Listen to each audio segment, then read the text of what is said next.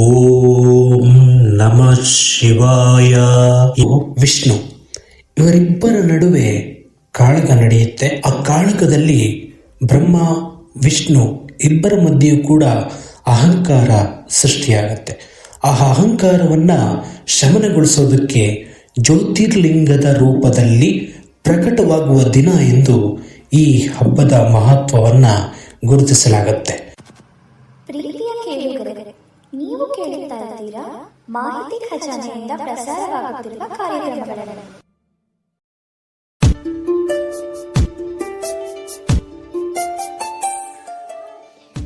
ನಿಮ್ಮ ಸ್ಪರ್ಧಾತ್ಮಕ ಪರೀಕ್ಷೆಗಳ ಕನಸನ್ನು ನನಸಾಗಿಸುವಲ್ಲಿ ಮಾಹಿತಿ ಖಜಾನೆ ನಿಮ್ಮೊಂದಿಗೆ.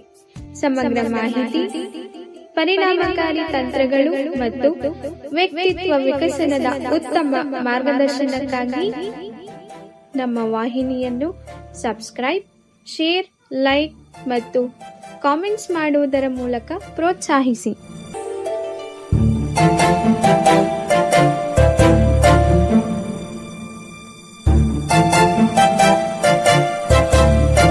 ಮಾಹಿತಿ ಖಜಾನೆಗೆ ಸ್ವಾಗತ. ದಯವಿಟ್ಟು ನಮ್ಮ ಚಾನೆಲ್ಗೆ ಚಂದಾದಾರರಾಗಿ ಮತ್ತು ನಮ್ಮನ್ನ ಬೆಂಬಲಿಸಿ. ಧನ್ಯವಾದಗಳು.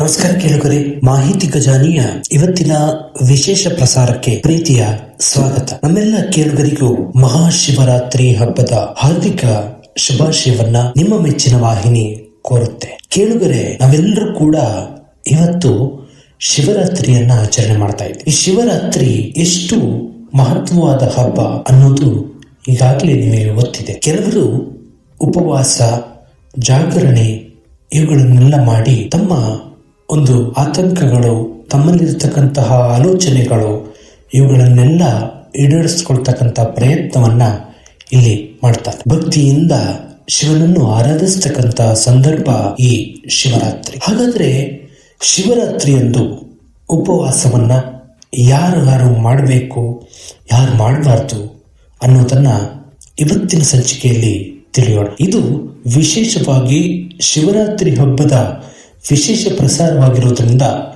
ಇವತ್ತು ನಿಮ್ಮೆಲ್ಲರಿಗೂ ಕೂಡ ಈ ವಿಶೇಷ ದಿನವನ್ನ, ವಿಶೇಷ ಸರಣಿಯನ್ನ ಅರ್ಪಣೆ ಮಾಡ್ತಾ ಇದ್ದೀನಿ. ಬನ್ನಿ, ಹಾಗಿದ್ರೆ ಶಿವರಾತ್ರಿಯ ಮಹತ್ವವೇನು, ಶಿವರಾತ್ರಿಯ ಅಂದು ಯಾರು ಉಪವಾಸ ಮಾಡಬೇಕು, ಯಾರು ಮಾಡಬಾರ್ದು ಅನ್ನೋದನ್ನ ಒಂದಿಷ್ಟು ವಿವರವಾಗಿ ಅರ್ಥ ಮಾಡ್ಕೊಳ್ಳೋಣ. ಹೆಚ್ಚು ತಡ ಮಾಡದೆ ಇವತ್ತಿನ ಸಂಚಿಕೆಯನ್ನು ಪ್ರಾರಂಭ ಮಾಡೋಣ.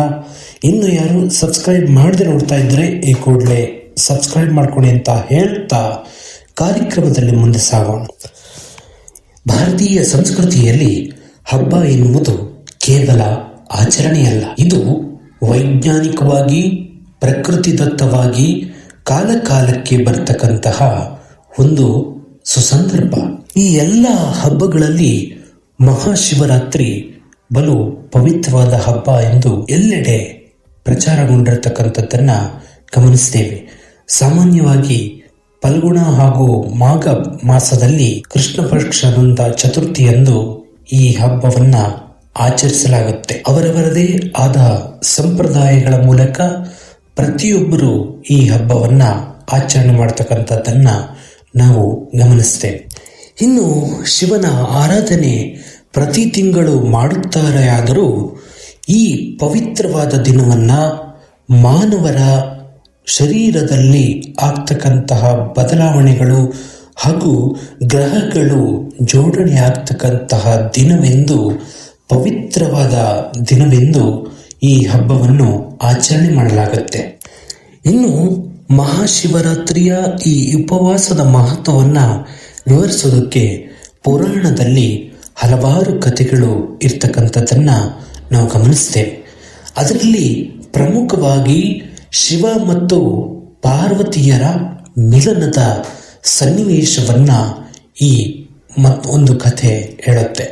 ಶಿವ ಮತ್ತು ಪಾರ್ವತಿಯರು ವಿವಾಹ ಆಗ್ತಕ್ಕಂತಹ ಸಂದರ್ಭದಲ್ಲಿ ಅವರ ಒಂದು ಆ ಖುಷಿಯನ್ನ, ಆನಂದವನ್ನ ಆಚರಣೆ ಮಾಡೋದಕ್ಕೆ ಈ ಶಿವರಾತ್ರಿಯಲ್ಲಿ ಉಪವಾಸ ವ್ರತವನ್ನ ಕೈಗೊಳ್ತಾರೆ ಅನ್ನೋದನ್ನ ಕೆಲವರು ಹೇಳ್ತಾರೆ. ಅಂದ್ರೆ ಈ ಪುರಾಣದಲ್ಲಿ ಹೇಳ್ತಕ್ಕಂಥ ಕಥೆ ಏನಪ್ಪಾ ಅಂದ್ರೆ, ಶಿವನನ್ನ ಆರಾಧನೆ ಮಾಡ್ತಕ್ಕಂಥವರು ಬೆಳಗಿನಿಂದ ಸಂಜೆಯವರೆಗೂ ಉಪವಾಸ ಇದ್ದು ಹಬ್ಬವನ್ನ ಆಚರಣೆ ಮಾಡಿದ್ರೆ ಅದರಲ್ಲಿರ್ತಕ್ಕಂತಹ ಫಲಗಳು ದೊರೆತವೆ ಅಂತಕ್ಕಂಥದ್ದು ಒಂದು ಕಥೆ.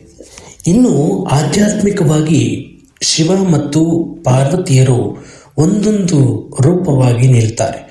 ಶಕ್ತಿ ಹಾಗೂ ಬ್ರಹ್ಮಾಂಡದಲ್ಲಿ ಇರ್ತಕ್ಕಂತಹ ಸಮತೋಲನ ಪ್ರಮಾಣವನ್ನ ಕಾಪಾಡತಕ್ಕಂತಹ ವ್ಯವಸ್ಥೆಯಾಗಿ ಈ ಶಿವರಾತ್ರಿ ಹಬ್ಬವನ್ನ ಗುರುತಿಸ್ತೇವೆ. ಇನ್ನು ಮತ್ತೊಂದು ಕತೆ ಏನ್ ಹೇಳುತ್ತಪ್ಪ ಅಂದ್ರೆ, ಪುರಾಣದ ಮತ್ತೊಂದು ಕತೆ ಬ್ರಹ್ಮ ಮತ್ತು ವಿಷ್ಣು ಇವರಿಬ್ಬರ ನಡುವೆ ಕಾಳಗ ನಡೆಯುತ್ತೆ. ಆ ಕಾಳಗದಲ್ಲಿ ಬ್ರಹ್ಮ ವಿಷ್ಣು ಇಬ್ಬರ ಮಧ್ಯೆಯೂ ಕೂಡ ಅಹಂಕಾರ ಸೃಷ್ಟಿಯಾಗತ್ತೆ. ಆ ಅಹಂಕಾರವನ್ನ ಶಮನಗೊಳಿಸೋದಕ್ಕೆ ಜ್ಯೋತಿರ್ಲಿಂಗದ ರೂಪದಲ್ಲಿ ಪ್ರಕಟವಾಗುವ ದಿನ ಎಂದು ಈ ಹಬ್ಬದ ಮಹತ್ವವನ್ನ ಗುರುತಿಸಲಾಗತ್ತೆ.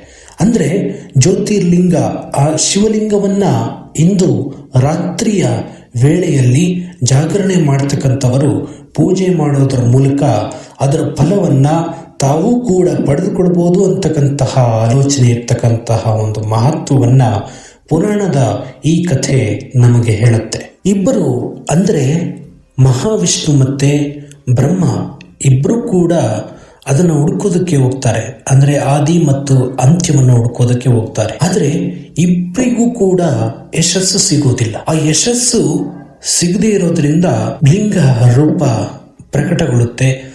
ಆ ಲಿಂಗ ರೂಪ ಪ್ರಕಟಗೊಳ್ಳುವುದರ ಪರಿಣಾಮದಿಂದಾಗಿ ಮನುಷ್ಯ ತನ್ನ ಅಹಂಕಾರವನ್ನು ತೊರೆದು ತನ್ನಲ್ಲಿ ಎಲ್ಲರನ್ನೂ ಒಂದೇ ಅಂತಕ್ಕಂಥ ಭಾವನೆಯೊಂದಿಗೆ ಶಿವನನ್ನ ಆರಾಧಿಸೋದರ ಮೂಲಕ ಆ ಅಹಂಕಾರವನ್ನು ತೊರೆದು ತನ್ನದೇ ಆದಂತಹ ಮಹತ್ವವಾದ ಆಚರಣೆಯೊಂದಿಗೆ ಈ ಬದುಕಬೇಕು ಅಂತಕ್ಕಂಥದ್ದು ಈ ಕಥೆ ಹೇಳ್ತಕ್ಕಂತಹ ಮಹತ್ವ. ಇನ್ನು ಪ್ರಮುಖವಾಗಿ ಸಮುದ್ರ ಮಂಥನ ಅಂತಕ್ಕಂತಹ ಘಟನೆ ತಮ್ಮೆಲ್ಲರಿಗೂ ತಿಳಿದಿದೆ. ಸಮುದ್ರದಲ್ಲಿ ಆ ಘಟನೆಯನ್ನ ಹೇಳಬೇಕು ಅಂದ್ರೆ, ಆ ಶಿವ ಇಡೀ ವಿಶ್ವವನ್ನ ರಕ್ಷಣೆ ಮಾಡಬೇಕು ಅಂತಕ್ಕಂತಹ ದೃಷ್ಟಿಕೋನದಿಂದ ವಿಷವನ್ನ ಕುಡಿದಂತಹ ಸನ್ನಿವೇಶ.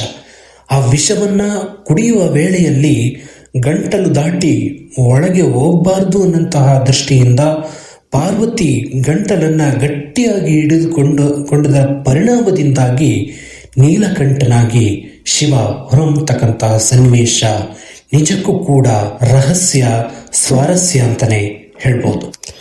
ಶಿವ ಮಾಡಿದ ಈ ತ್ಯಾಗದ ಪರಿಣಾಮದಿಂದಾಗಿ ಅಂದು ಅಂದರೆ ಶಿವರಾತ್ರಿಯ ದಿನದಂದು ಉಪವಾಸ ಮತ್ತು ಜಾಗರಣೆಯನ್ನ ಪ್ರತಿ ವ್ಯಕ್ತಿಯು ಮಾಡೋದನ್ನ ನಾವು ಪ್ರಮುಖವಾಗಿ ಗಮನಿಸ್ತೇವೆ. ಇನ್ನು ಉಪವಾಸದ ಮಹತ್ವವನ್ನ ಅರ್ಥ ಮಾಡಿಕೊಳ್ಳೋಣ.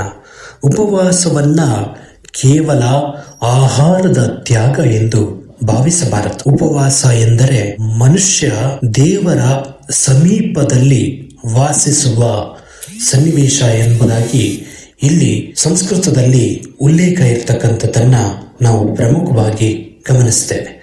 ಉಪವಾಸ ಅಂದರೆ ದೇವರ ಬಳಿಯಲ್ಲಿ ವಾಸಿಸುವ ವ್ಯಕ್ತಿಗಳು ಅನ್ನುವಂತಹ ಅರ್ಥವನ್ನ ಕೊಡುತ್ತೆ.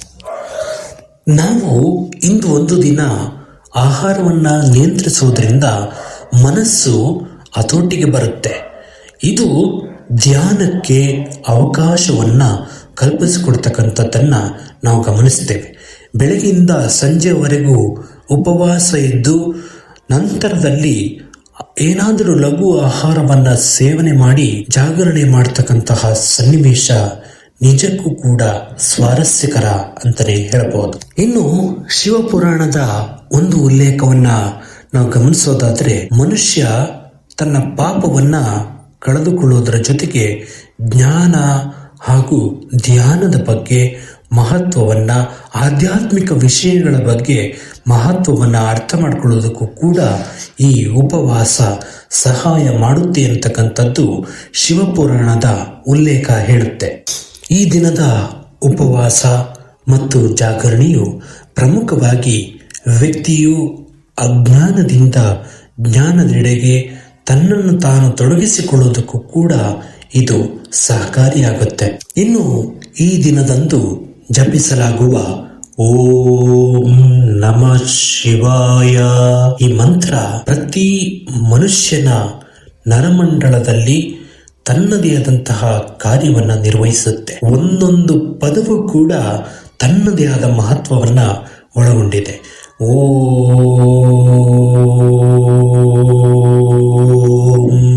ನಮಃ ಶಿವಾಯ ಅಂತಕ್ಕಂತಹ ಈ ನಾಮ ನಿರಂತರವಾಗಿ ಒಬ್ಬ ವ್ಯಕ್ತಿಯ ಬಾಯಿಯಿಂದ ಬಂದಾಗ ಅದು ಹೊಸ ಚೈತನ್ಯವನ್ನು ಮೂಡಿಸುತ್ತೆ.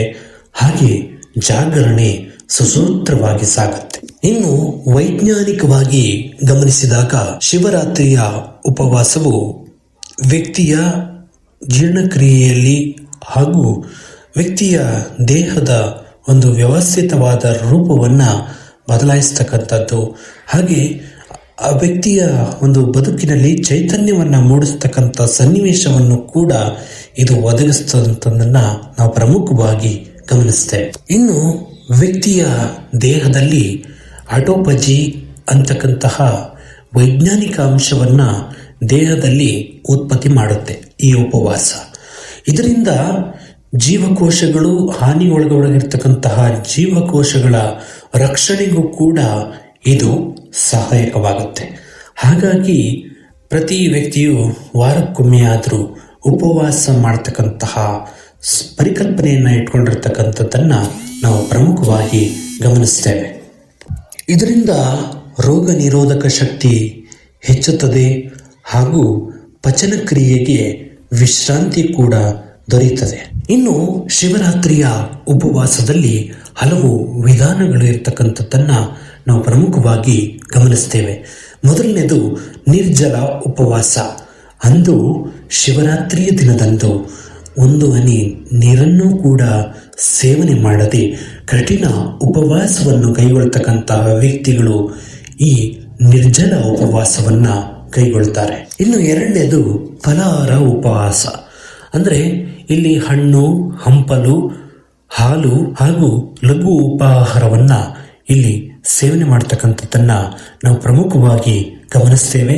ಇದನ್ನು ಹೆಚ್ಚು ವ್ಯಕ್ತಿಗಳು ಅನುಸರಿಸ್ತಕ್ಕಂಥದ್ದನ್ನ ನಾವು ಪ್ರಮುಖವಾಗಿ ಗಮನಿಸ್ತೇವೆ. ಇನ್ನು ಅರೆಕಾಲಿಕ ಉಪವಾಸ ಅಂದರೆ ದಿನವಿಡೀ ಹಣ್ಣುಗಳನ್ನು ಸೇವಿಸಿ ಸಂಜೆ ಮಾತ್ರ ಲಘು ಆಹಾರವನ್ನ ಸೇವನೆ ಮಾಡತಕ್ಕಂತಹ ಸನ್ನಿವೇಶ. ಇನ್ನು ಉಪವಾಸದ ನಿಯಮಗಳನ್ನು ಗಮನಿಸೋದಾದರೆ ಪ್ರಮುಖವಾಗಿ ಶಿವರಾತ್ರಿಯ ಹಬ್ಬದ ದಿನದ ಮುಂಜಾನೆ ಸೂರ್ಯೋದಯದಿಂದ ಪ್ರಾರಂಭವಾಗಿ ಶಿವರಾತ್ರಿಯ ನಂತರದ ದಿನದ ಅಂದರೆ ನಾಳೆಯ ಸೂರ್ಯೋದಯದವರೆಗೂ ಮುಂದುವರಿಯುತ್ತದೆ. ಇನ್ನು ಮರುದಿನ ಉಪವಾಸವನ್ನು ಬಿಡುವಂತಹ ಸಂದರ್ಭದಲ್ಲಿ ಪಂಚಾಂಗದಲ್ಲಿ ನೀಡಲಾದಂತಹ ಪಾರಣೆ ಸಮಯದಲ್ಲಿ ಉಪವಾಸವನ್ನ ಬಿಡಬೇಕಾಗುತ್ತೆ. ಇನ್ನು ಉಪವಾಸದ ಸಮಯದಲ್ಲಿ ಕೋಪ, ಸುಳ್ಳು, ವಂಚನೆ, ಮೋಸ ಹಾಗೂ ಕೆಟ್ಟ ಆಲೋಚನೆಗಳು ಇವುಗಳಿಂದ ದೂರವಿರಬೇಕು. ಇನ್ನು ಯಾರು ಉಪವಾಸ ಮಾಡಬಹುದು ಅಂತ ನೋಡೋದಾದ್ರೆ ಯಾರಿಗೆ ಉತ್ತಮ ಆರೋಗ್ಯ ವ್ಯವಸ್ಥೆ ಇರುತ್ತೋ ಅವರು ಉಪವಾಸವನ್ನು ಮಾಡಬಹುದು. ಇನ್ನು ಧ್ಯಾನ, ದೇವರಿಂದ ಏನಾದರೂ ಪಡ್ಕೋಬೇಕು ಅಥವಾ ದೇವರ ಒಂದು ದಯೆಯನ್ನು ಪಡ್ಕೋಬೇಕು ಅಂತ ಕೆಲವರು ಋಷಿಮುನಿಗಳ ಥರ ಒಂದು ತಪಸ್ಸನ್ನು ಕೈಗೊಳ್ತಕ್ಕಂಥವರು, ಹಾಗೆ ಧ್ಯಾನಸ್ಥರಾಗ್ತಕ್ಕಂಥವರು, ಇಂಥವರಿಗೆ ಇದು ಒಳ್ಳೆಯ ಸಮಯ. ಇನ್ನು ಪುರಾಣದಲ್ಲಿ ಇರುವ ಪ್ರಕಾರ ಪಾರ್ವತಿಯು ತನ್ನ ಪತಿಯನ್ನ ಪಡೆಯಲು ಈ ವ್ರತವನ್ನ ಆಚರಣೆ ಮಾಡ್ತಾಳೆ. ಆ ಸಂದರ್ಭದಲ್ಲಿ ನಾವು ಇದನ್ನ ಪುರಾಣದ ಪ್ರಕಾರವಾಗಿ ಗಮನಿಸೋದಾದ್ರೆ ಯಾರು ಯುವತಿಯರಿರ್ತಾರೆ ಅಥವಾ ವಿವಾಹ ಆಗಿರ್ತಕ್ಕಂತಹ ಹೆಣ್ಮಕ್ಳು ಯಾರಿರ್ತಾರೆ ಅವರು ಉಪವಾಸವನ್ನ ಮಾಡಬಹುದು. ತಮ್ಮ ಪತಿಯ ಶ್ರೇಯಸ್ಸಿಗಾಗಿ ಹಾಗೂ ಯಾರಾದರೂ ಯುವತಿಯರು ಗಂಡನ್ನ ಹುಡುಕ್ತಾ ಇದ್ರೆ ಅವರು ತಮ್ಮ ಉತ್ತಮ ಪ್ರೇಮಿಗಾಗಿ ಅಥವಾ ಉತ್ತಮ ಸಂಗಾತಿಗಾಗಿ ಈ ಉಪವಾಸ ವ್ರತವನ್ನ ಕೈಗೊಳ್ಳಬಹುದು. ಇನ್ನು ಆರೋಗ್ಯವಂತ ವ್ಯಕ್ತಿಗಳು ಉಪವಾಸವನ್ನ ಮಾಡಬಹುದು, ತಮ್ಮ ಮನಸ್ಸನ್ನ ನಿಗ್ರಹಿಸಿಕೊಳ್ಳೋದಕ್ಕೆ ಅಥವಾ ತಮ್ಮ ಆರೋಗ್ಯವನ್ನ ಕಾಪಾಡಿಕೊಳ್ಳೋದಕ್ಕೂ ಕೂಡ ಈ ಉಪವಾಸವನ್ನ ಮಾಡಬಹುದು. ಇನ್ನು ಯಾರು ಉಪವಾಸ ಮಾಡಬಾರ್ದು ಅನ್ನೋದನ್ನ ನೋಡೋದಾದ್ರೆ ಪ್ರಮುಖವಾಗಿ ಗರ್ಭಿಣಿಯರು, ಬಾಣಂತಿಯರು ಉಪವಾಸವನ್ನ ಮಾಡಬಾರದು. ಇನ್ನು ಗರ್ಭಿಣಿಯರು, ಬಾಣಂತಿಯರು ಯಾಕೆ ಆಹಾರವನ್ನು ಸೇವನೆ ಮಾಡಬೇಕು ಅಂದರೆ ಶಿಶುವಿನ ಪೋಷಣೆಗಾಗಿ ಇದು ಕಡ್ಡಾಯವಾಗಿರುತ್ತೆ. ಇನ್ನು ಮಧುಮೇಹಿಗಳು ಯಾರಿರ್ತಾರೆ ಅವರು ಕೂಡ ಕಠಿಣ ಉಪವಾಸವನ್ನ ಕೈಗೊಳ್ಳಬಾರದು. ಹಾಗೆ ಒಂದು ವೇಳೆ ಕೈಗೊಳ್ಳಬೇಕು ಅಂದರೆ ನಿಮ್ಮ ಕೌಟುಂಬಿಕ ವೈದ್ಯರ ಸಲಹೆಯನ್ನು ಪಡ್ಕೊಂಡು ಮುಂದುವರಿಯೋದು ಸೂಕ್ತ. ಇನ್ನು ಅನಾರೋಗ್ಯ ಸಮಸ್ಯೆ ಇರ್ತಕ್ಕಂಥವರು, ವೃದ್ಧರು ಕೂಡ ಉಪವಾಸವನ್ನ ಮಾಡಬಾರ್ದು. ಅವರು ಒಂದು ವೇಳೆ ಉಪವಾಸ ಮಾಡಬೇಕು ಅಂತ ಅಂದರೆ ಲಘು ಆಹಾರವನ್ನ ಸೇವನೆ ಮಾಡೋದ್ರ ಮೂಲಕ ಹಾಲು, ಎಳ್ನೀರು ಇಂತಹ ಪದಾರ್ಥಗಳನ್ನು ಸೇವನೆ ಮಾಡೋದರ ಮೂಲಕ ಆಧ್ಯಾತ್ಮಿಕ ಕಾರ್ಯದಲ್ಲಿ ತಮ್ಮನ್ನು ತಾವು ತೊಡಗಿಸಿಕೊಳ್ಳಬಹುದು. ಇನ್ನು ಅತಿಯಾದ ಅಸಿಡಿಟಿ ಸಮಸ್ಯೆಗಳು ಇರತಕ್ಕಂಥವರು ನೀರನ್ನು ಮಾತ್ರ ಕುಡಿತಕ್ಕಂತಹ ಉಪವಾಸವನ್ನ ಮಾಡಬಾರ್ದು, ಕಠಿಣವಾದ ಉಪವಾಸವನ್ನ ಮಾಡಬಾರ್ದು. ಅವರು ಹಣ್ಣು ಹಂಪಲುಗಳನ್ನು ಸೇವನೆ ಮಾಡೋದು ಸೂಕ್ತ. ಇನ್ನು ಮಕ್ಕಳಿಗೆ ಈ ಉಪವಾಸ ಏನು ಅವಶ್ಯಕತೆ ಇರುವುದಿಲ್ಲ. ಯಾಕಂದರೆ ಬೆಳೆಯುವ ಮಕ್ಕಳು ಪೌಷ್ಟಿಕಾಂಶದ ಕೊರತೆಯಿಂದ ಬಳಲುವುದರಿಂದ ಆಹಾರವನ್ನ ಕಾಲಕಾಲಕ್ಕೆ ಸೇವನೆ ಮಾಡಬೇಕು. ಇನ್ನು ಶಿವರಾತ್ರಿಯಂದು ಸಾತ್ವಿಕವಾದ ಆಹಾರಗಳನ್ನು ಸೇವನೆ ಮಾಡೋದರ ಮೂಲಕ ಉಪವಾಸ ವ್ರತವನ್ನ ಕೈಗೊಳ್ಳಬಹುದು.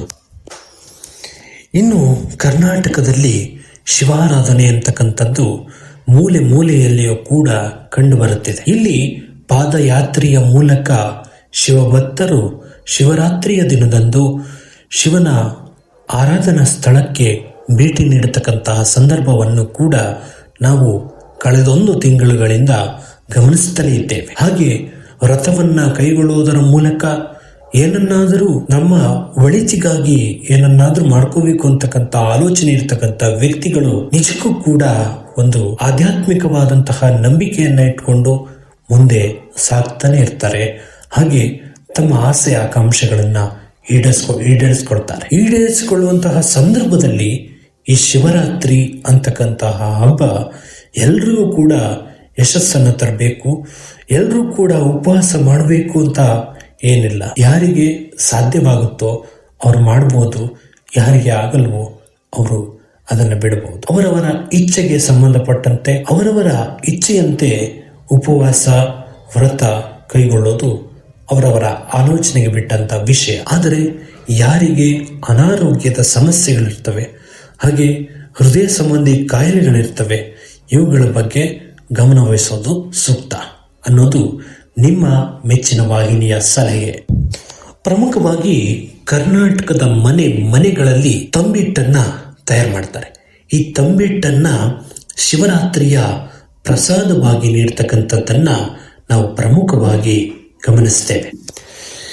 ಇನ್ನು ಇದರ ವಿಶೇಷತೆ ಏನಪ್ಪಾ ಅಂದ್ರೆ ತಂಬಿಟ್ಟುಗಳಿಂದ ದೀಪವನ್ನ ತಯಾರಿಸಿ ಶಿವನಿಗೆ ಆರತಿ ಮಾಡಲಾಗುತ್ತೆ.